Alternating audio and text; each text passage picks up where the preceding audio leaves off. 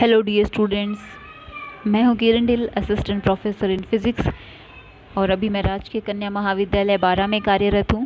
आज हम लोग पढ़ने वाले हैं about rotational energy level of diatomic molecules.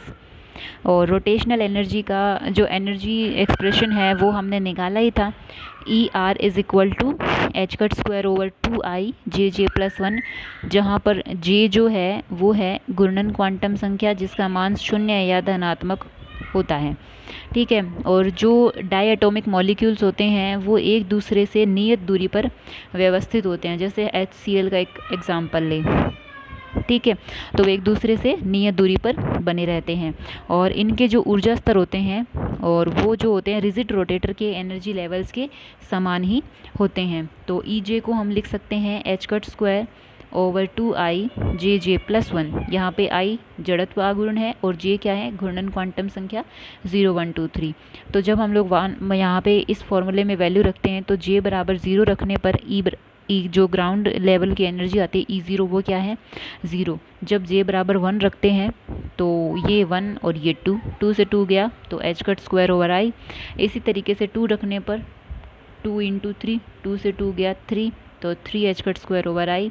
और इसी तरीके से जब हम 4 रखते हैं तो 4 × 5 और बटे में क्या है 2 तो ये 10h²/i। इस तरीके से क्या है, J के अलग अलग वैल्यूज़ के लिए हमें घूर्णन ऊर्जा का अलग अलग मान प्राप्त होता है, यानी कि ये डिस्क्रीट वैल्यूज़ प्राप्त होती हैं। तो जो डायटॉमिक मॉलिक्यूल है या एक रिजिड रोटेटर की तरह बिहेव करने वाला मॉलिक्यूल है उसकी एनर्जी लेवल भी क्या होते हैं, डिस्क्रीट होते हैं और उनके बीच का एक गैप जो है वो बना रहता है। और मिनिमम जो 0 नहीं देने वाला मान है वो है J बराबर 1 के कोरिस्पॉन्डिंग, क्योंकि 0 के कोरिस्पॉन्डिंग तो वैल्यू क्या आ जाती है 0। मिनिमम नॉन ज़ीरो वैल्यू देने वाला घूर्णन क्वांटम संख्या कौन सी है, J बराबर 1। ओके। और किन्हीं भी दो क्रमागत ऊर्जा स्तरों के मध्य जो ऊर्जा अंतराल है, जैसे कोई भी क्रमागत मतलब जो क्रम से आने वाले, जैसे 3 और 2 के बीच या 2 या 1 के बीच या 4 और 3 के बीच, इस तरीके से जैसे 3 2 2 1 4 3 क्रम से आने वाले दो घूर्णन ऊर्जा स्तरों के मध्य जो अंतराल है, अंतराल हो गया EJ+1 माइनस EJ। तो जैसे फॉर्मूला है हमारा h²/2i(J+1), तो J जब J+1 लिखा जाएगा तो यहाँ पे J+1 लिखने से J+2 और J मतलब J को J रखो तो ये आ जाएगा। और इसको सॉल्व करेंगे तो दो जो क्रमागत ऊर्जा स्तरों के मध्य अंतराल है वो है h²/i × J+1। ठीक है। और इनके मध्य जब ऊर्जा अंतराल को हम देखते हैं तो हमें पता लगता है कि जैसे जैसे J का मान बढ़ेगा ये गैप जो है वो बढ़ता चला जाता है। जैसे ये देखिए डायग्राम में, जब 0 और 1 के बीच का गैप कम है, 1 से 2 के बीच थोड़ा ज़्यादा, 2 से 3 के बीच और ज़्यादा, 3 से 4 के बीच और ज़्यादा, 4 से 5 के बीच और ज़्यादा, इस तरीके से ये एनर्जी गैप जो है वो लगातार बढ़ता चला जा रहा है। और हर एक एनर्जी लेवल के कॉरस्पॉन्डिंग एनर्जी लिखी है, 0 के कॉरस्पॉन्डिंग 1 2 3 4 5 सब के कॉरस्पॉन्डिंग एनर्जी लिखी हुई है। तो ये एक द्विपरमाणुक अणु के घूर्णन ऊर्जा स्तर हैं। इन ऊर्जा स्तरों के लिए अगर हम लोग ये जो h²/i होता है इसका मान अगर निकालें वो 10⁻³ इलेक्ट्रॉन वोल्ट के ऑर्डर का आता है। और जो दो क्रमागत घूर्णन ऊर्जा स्तरों के मध्य ऊर्जा अंतराल जो है वो भी 10⁻³ इलेक्ट्रॉन वोल्ट के लगभग आता है। और यह ऊर्जा अंतराल द्विपरमाणुक अणु के स्वतंत्र अक्ष के प्रति जड़त्व आघूर्ण के ऊपर निर्भर करता है, I के मान पे डिपेंड करता है, क्योंकि h तो एक कांस्टेंट है कि एनर्जी गैप कितना होगा, डिपेंड करेगा I पे। अगर I का मान ज़्यादा है तो ये गैप कम होगा, क्योंकि ये देखो यहाँ से डेल्टा E जो है इन्वर्सली प्रोपोर्शनल टू I है, I ज़्यादा तो डेल्टा E कम, ऊर्जा अंतराल कम होगा। I कम हुआ तो ऊर्जा अंतराल क्या होगा, ज़्यादा होगा। तो ये I पे डिपेंड करता है कि एनर्जी गैप कितना होगा। ओके। उसके बाद जैसे हम लोग बात करते हैं रोटेशनल स्पेक्ट्रा के बारे में। तो जब दृढ़ घूर्णी या रिजिड रोटेटर के अणुओं में घूर्णन ऊर्जा स्तरों के बीच होने वाले संक्रमणों से घूर्णन स्पेक्ट्रम प्राप्त होता है। रिजिड रोटेटर के जो रोटेशनल एनर्जी लेवल्स होते हैं उनके बीच में जब ट्रांजिशन होता है तो उससे जो स्पेक्ट्रम मिलता है उसे हम लोग क्या कहते हैं, रोटेशनल स्पेक्ट्रम कहते हैं। और यह स्पेक्ट्रम जो होता है वो माइक्रोवेव रीजन में पाया जाता है। माइक्रोवेव रीजन में पाया जाएगा तो इसके माइक्रोवेव रीजन में जो हमें लाइनें मिलती हैं वो 0.1 mm से 1 सेंटीमीटर के बीच में होती हैं, ठीक है, माइक्रोवेव रीजन की। अब देखते हैं कि कौन से अणु रोटेशनल स्पेक्ट्रा देंगे। ये बात भी आती है, वे अणु जिनमें स्थायी द्विध्रुव आघूर्ण होता है, डायपोल मोमेंट, ठीक है, स्थायी द्विध्रुव आघूर्ण होता है, वो ही क्या करते हैं, जो ईएम रेडिएशन होता है उससे इंटरेक्ट करते हैं और स्वयं की जो रोटेशन की गति होती है, घूर्णन की गति होती है, उसको एक्साइट कर देते हैं उस एनर्जी को प्राप्त करके। ईएम रेडिएशन से जो एनर्जी मिलेगी उससे वो अपनी घूर्णन गति को उत्तेजित कर देते हैं और उत्तेजना की वजह से जब वो एक्साइटेड स्टेट में जाएंगे तो वहाँ से वो जब नॉर्मल स्टेट में आएंगे तो लाइट एमिट करेंगे और उससे हमें क्या मिलेगा, स्पेक्ट्रम मिलेगा। अब डिपेंड करता है कि जो अणु है वो उस लाइट को एब्जॉर्ब कर रहे हैं या एमिट कर रहे हैं, मींस कि वो लोअर से अपर में जा रहे हैं कि अपर से लोअर में जा रहे हैं। जब कोई परमाणु या अणु लोअर स्टेट से अपर स्टेट में जाता है तो वो किसी लाइट या रोशनी को, विकिरण को एब्जॉर्ब करता है, ओके। और जब कोई परमाणु या अणु अपर से लोअर स्टेट में जाता है तो वो लाइट को एमिट करता है, ओके। तो डिपेंड करेगा कि किस तरीके का ट्रांजिशन हो रहा है। द्विध्रुव आघूर्ण युक्त, अगर मान लीजिए किसी में स्थायी द्विध्रुव आघूर्ण है, ऐसा अणु है और उसके विभिन्न ऊर्जा स्तरों के मध्य संक्रमण होता है तो उससे जो हमें स्पेक्ट्रम मिलेगा उसे हम रोटेशनल स्पेक्ट्रम कहते हैं। और या यूँ कहें कि जो रोटेशनल स्पेक्ट्रम है वो उन्हीं अणुओं में मिलेगा जिनमें स्थायी द्विध्रुव आघूर्ण होगा, या जो ध्रुवीय परमाणु होंगे, ध्रुवीय अणु होंगे, उन्हीं में मिलेगा। जो अणु ध्रुवीय अणु नहीं होते हैं वो क्या करते हैं, लाइट के साथ इंटरेक्ट नहीं करते हैं और उनमें द्विध्रुव आघूर्ण नहीं होगा तो वो किसी भी तरीके का ट्रांजिशन नहीं करेंगे, रोटेशनल स्पेक्ट्रा नहीं देते हैं। या यूँ कहें कि जैसे ये मैंने लिखा है यहाँ पे अलग से कि वे अणु जो मूल ऊर्जा स्तर में सममित होते हैं, अर्थात जिनमें परिणमित द्विध्रुव आघूर्ण का मान 0 होता है, ईएम वेव से अन्योन्य क्रिया नहीं कर पाते और परिणाम स्वरूप उनके लिए घूर्णन स्पेक्ट्रम नहीं प्राप्त होता। जैसे H2 अणु है जो सिमेट्रिक होते हैं, क्योंकि सिमेट्रिक में डायपोल मोमेंट नहीं होता, एंटी सिमेट्रिक में डायपोल मोमेंट होता है। CO2 है, मीथेन है, ये अध्रुवी होते हैं, ये घूर्णन स्पेक्ट्रम नहीं देते हैं। उसके बाद अब हम बात करते हैं अबाउट सिलेक्शन रूल। तो सिलेक्शन रूल्स यानी कि कौन से ट्रांजिशन होने चाहिए, कौन से ट्रांजिशन नहीं होने चाहिए। Each transition is not allowed. Her spectra में कुछ नियम होते हैं, उसी हिसाब से ट्रांजिशन होने चाहिए। जैसे इस स्पेक्ट्रा के लिए ट्रांजिशन का नियम है delta J is equal to +-1, केवल यही हो सकता है।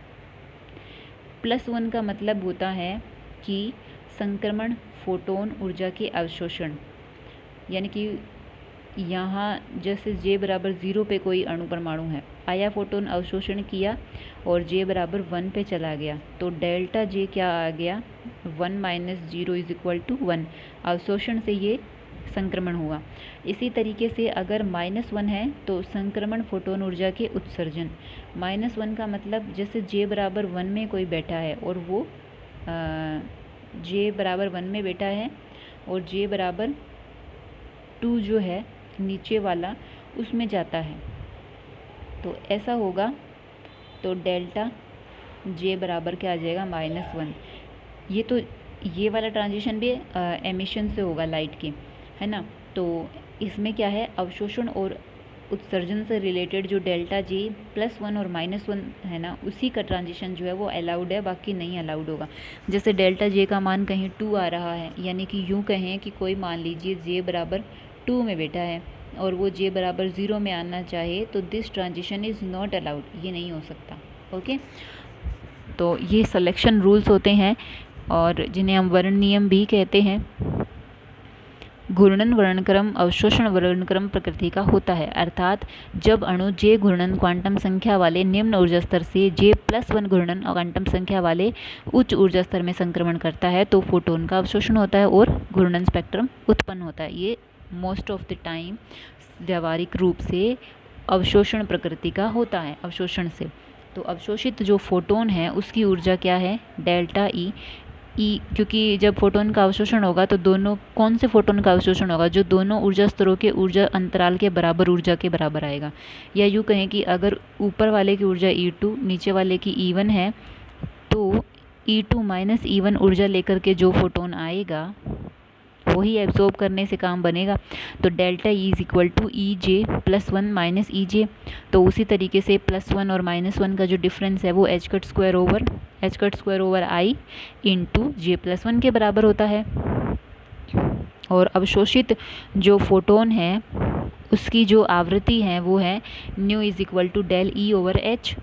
और H इसके बटे में अगर H कर दें तो जैसे एक H कट को तो एक H कट ही रहने दो, दूसरा H कट H ओवर 2 पाई, बटे वाला H क्या करेगा, इसको कैंसिल कर देगा तो H cut over 2 pi I J+1। और इसको हम लोग जो है एक और क्वांटम नंबर रोटेशनल कांस्टेंट से शो करते हैं, घूर्णन नियतांक B से। तो B यहाँ पे क्या है, H cut over 4 pi I, ये क्या कहलाता है, घूर्णन नियतांक कहलाता है। घूर्णन नियतांक का जो मात्रक है वो है पर सेकंड या हर्ट्ज, इसे मेगा हर्ट्ज या गीगा हर्ट्ज में भी व्यक्त करते हैं। और अगर हम लोग एनर्जी को लिखेंगे तो E बराबर HBJJ+1, क्योंकि ये क्या होता है, H cut square over 2I होता है ना, 2I होता है। और B क्या है, H cut over 4 pi I, एक तो H कट है ही सही, दूसरे H कट का क्या बनेगा, H ओवर 2 पाई। तो दूसरा H कट का सिर्फ H बचेगा और उसका जो 2 पाई है वो यहाँ पे यूज़ हो जाएगा 2 पाई, तो उससे 4 पाई I बन जाएगा और वो हमारा B बन गया। तो HBJJ+1, ऊर्जा को B के कांस्टेंट में रख दिया और तरंग संख्या को लिखेंगे कोरस्पॉन्डिंग, तो न्यू बाई सी, तो E बराबर H न्यू रख दो, तो H से H गया और न्यू बाई सी करेंगे तो जैसे ये है ही सही, न्यू है ये और बाई सी करेंगे तो 2B/C, ठीक है, तरंग संख्या 2B/C J+1 आ जाएगा।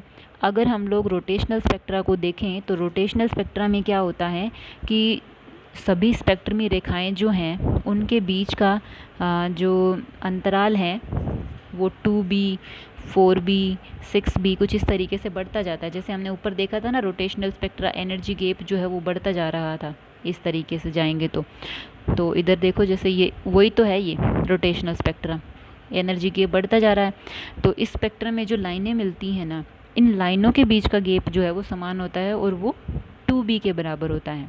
जैसे ये लाइनें किससे मिली, एक तो 2B पर मिली, 4B पर, 6B पर, 8B पर, तो इनके बीच का स्पेक्ट्रम में जो गैप होता है वो सब में समान होता है। घूर्णन स्पेक्ट्रम की सभी रेखाओं में अंतराल समान होता है, 2B के बराबर होता है। और इस अंतराल के मापन से हमें B मिल जाता है और B से हमें I निकाल सकते हैं। I बराबर H कट ओवर 4 पाई B, जैसे B कांस्टेंट है ही सही, H cut over 4 pi I होता है। अगर हमें B मिल गया तो हम लोग I भी निकाल सकते हैं, ओके। और I बराबर म्यू आर स्क्वायर होता है, जड़त्व आघूर्ण और R दोनों परमाणुओं के बीच की दूरी होती है, तो हम लोग बॉन्ड लेंथ भी निकाल सकते हैं, ठीक है। और B जो है वो है H कट ओवर 4 पाई IC तरंग संख्या के रूप में, और न्यू बार क्या है, न्यू बार है 2BJ+1। ये कहना चाहता है कि अगर मान लीजिए B जो कांस्टेंट था उसमें हमने क्या लिखा था, H cut over 4 pi I, अगर हम इस कांस्टेंट को ऐसे रखें कि 4 पाई IC, C को इसी में इन्वॉल्व कर दें, तो न्यू बार जो है उसमें हमें जो बट्टे में C करते हैं तो वो C से C कैंसिल हो जाएगा, तो 2BJ+1, क्योंकि ऑलरेडी C उसमें शामिल ही है तो अलग से हमें शो करना नहीं पड़ेगा, सिंपल एक्सप्रेशन हो जाता है। और एफ जे जो है यहाँ पे वो ई जे ओवर एच सी होता है। तो ई जे तो है ये वाला H B J plus one, तो एच सी को हमने बी में ही शामिल कर दिया, तो सी बटे में लगाएंगे नहीं। ओके, एच से एच जो है वो कैंसिल हो जाएगा। तो एफ जे जो है वो क्या कहलाता है, रोटेशनल टर्म कहलाता है। ये ऐसे कहना चाहता है कि हम ऐसे भी लिख सकते हैं, अगर हम बी का मान सिर्फ इतना मानेंगे तो वो ऊपर वाली चीज़ ठीक है, और अगर मान लीजिए हमने सी को इसमें शामिल कर दिया तो नीचे वाली टर्म्स को यूज़ कर लो, कोई दिक्कत नहीं है। तो ई एफ जे को हम कहते हैं रोटेशनल टर्म या घूर्णन पद कहलाता है। इसका उपयोग जे से जे प्लस वन संक्रमण आदि के लिए प्राप्त स्पेक्ट्रम रेखा की तरंग संख्या ज्ञात करने में करते हैं। तरंग संख्या ज्ञात करने में कैसे करेंगे, क्योंकि ई जे बराबर ई जे ऊर्जा हो गई बटे एच सी, तो वैसे तो ई क्या होता है, एच न्यू होता है, और न्यू बराबर हमने जैसे सी ओवर लैम्डा कर दिया, जैसे न्यू है तो इसको न्यू को लिख दिया सी बाई लैम्डा। तो ई बटे एच सी किसके बराबर है, one over lambda. One over lambda क्या होता है, तरंग संख्या होती है। तो ये रोटेशनल टर्म एक्चुअल में क्या शो कर रहा है, तरंग संख्या को रिप्रेजेंट कर रहा है। और दो स्पेक्ट्रम के अंदर दो लाइनों के बीच की जो तरंग संख्या का डिफरेंस है वो ये ज्ञात करने में यूज़ किया जा सकता है आराम से। ठीक है, तो ये था all about rotational energy levels and rotational spectra. काफ़ी आसान है, कुछ भी ऐसे प्रॉब्लम वाली बात नहीं है इसमें, और फिर भी कुछ समझ में नहीं आए तो बच्चों पूछ लेना। खुश रहो, स्वस्थ रहो, अपना ख्याल रखो और अच्छे से पढ़ाई करो। कोई भी दिक्कत आए तो उसे साझा करिए हमारे साथ, ताकि हम उस समस्या का समाधान करने की कोशिश करेंगे। धन्यवाद।